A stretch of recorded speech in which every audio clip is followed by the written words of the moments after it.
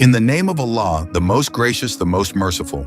Allah Almighty has blessed us Muslims with countless favors, and one of those great blessings is children. Therefore, we should raise our children in the way a Muslim is supposed to, because this is very important. And if you watch this video till end, you will be able to understand my point of view. For example, last week from 23rd June to 26th, weather was very hot in England and Europe, and it is quite unusual for a relatively cold country like England to experience such intense heat. Because of this, people used to say that one should avoid hot countries like Pakistan or Saudi Arabia. But subhanallah, now we can see how intense the heat has become even in England. The point is that this world is a place of trials.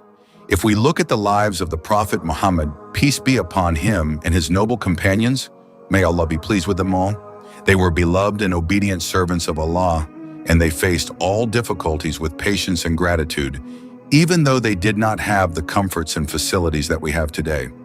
Therefore, we do not know when trials may come in our lives, so we must focus on the mental and physical upbringing of our children, as it is very important for their better future. I would also like to share my personal experience that sometimes parents do not stop their children even when they make mistakes, which is not right. And those parents who give their children excessive love and do not correct them despite their mistakes often face difficulties later in life. An example of this is that a lion is considered a very dangerous and brave animal, but when the same lion is trained in a circus, it remains only a lion in name. If that circus lion is released back into the jungle, other animals may harm it, whereas earlier they used to fear it. This all happens due to differences in training. Therefore, life should not be meaningless.